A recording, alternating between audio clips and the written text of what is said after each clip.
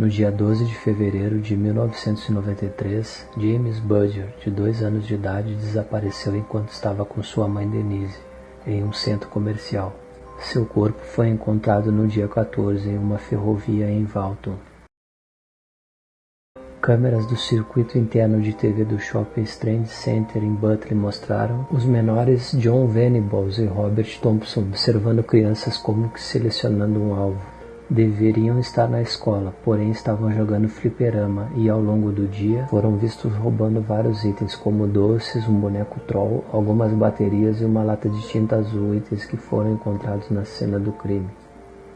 Antes do sequestro de James, eles haviam tentado raptar outra criança.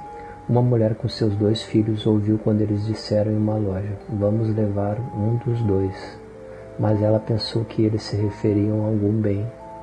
Posteriormente, foi revelado por uma das crianças que eles tentavam levar um dos 2 filhos da mulher e empurrar a criança na frente dos carros, na rua movimentada para causar um acidente.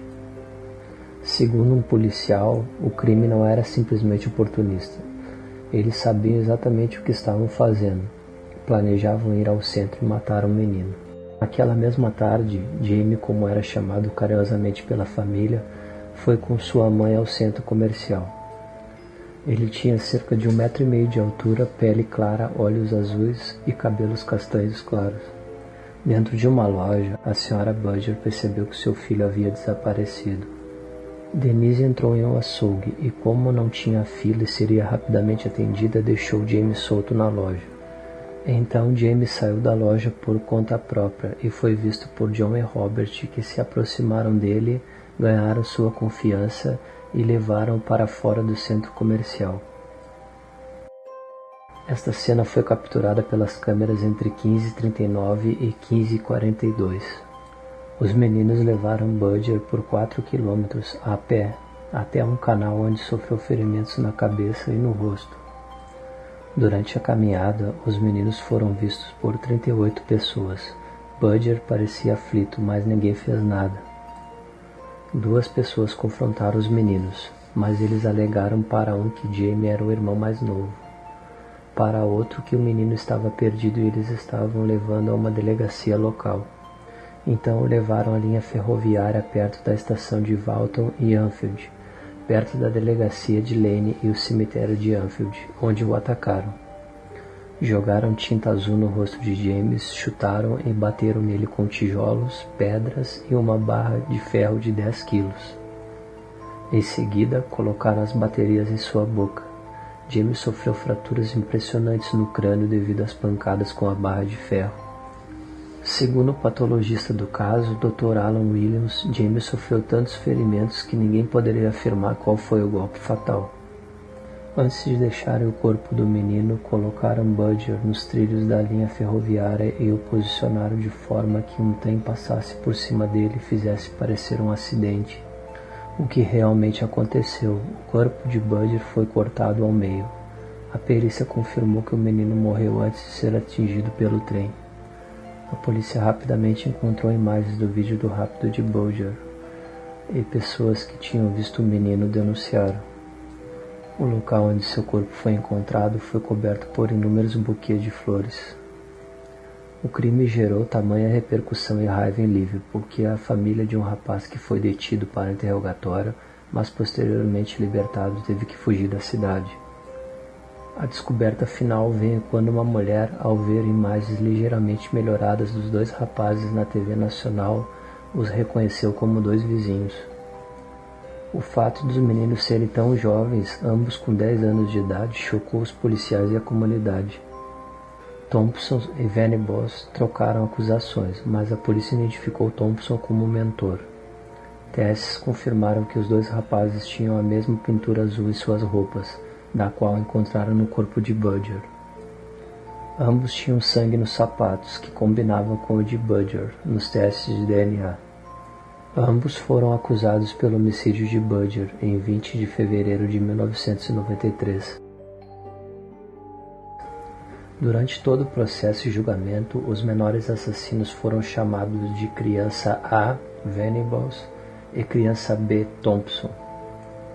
No final do julgamento, o juiz permitiu que seus nomes fossem liberados devido à natureza do crime e à reação do público. Eles foram identificados, juntamente com longas descrições de suas vidas e experiências.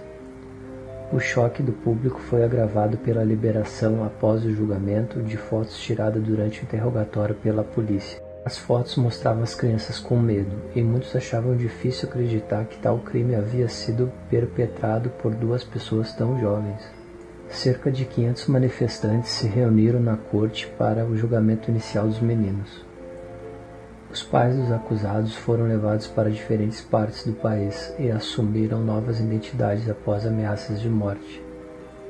O julgamento teve início em Preston Crown Court em 1 de novembro de 1993. Cada menino sentou-se em vista do tribunal, em cadeiras levantadas, para que eles pudessem ver fora do encaixe concebido para adultos, acompanhados por 2 assistentes sociais.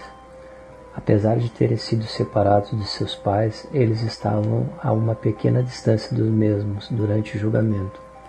Os meninos que não fizeram depoimento em sua defesa foram considerados culpados em 24 de novembro e condenados à prisão em uma instituição de jovens infratores. O juiz Michael Moreland recomendou um prazo mínimo de 8 anos de detenção. O chefe de justiça Lord Taylor de Gosford mais tarde decidiu que os meninos deveriam cumprir pelo menos 10 anos de prisão. O clamor público surtiu efeito, e acabaram por aumentar em 1994 para 15 anos, decisão do ministro do Interior Michael Howard, que agiu no interesse público. Em junho de 2001, após uma revisão de 6 meses, o Conselho de Condicionais declarou que os meninos não eram mais uma ameaça para a segurança pública e poderiam ser libertados, como a tarifa mínima tinha determinado. O secretário do Interior, David Blunkett, aprovou a decisão e eles foram liberados em poucas semanas. Receberam novas identidades e mudaram-se para locais secretos sob uma proteção de testemunhas. Eles vivem um regime de vida que permite a sua volta imediata para o encarceramento por tempo indeterminado, se forem vistos como um perigo para a sociedade. Como parte de suas condições, eles eram obrigados a não terem contato um com o outro. Os pais de Budger se separaram após a morte do filho, e o pai de James virou alcoólatra.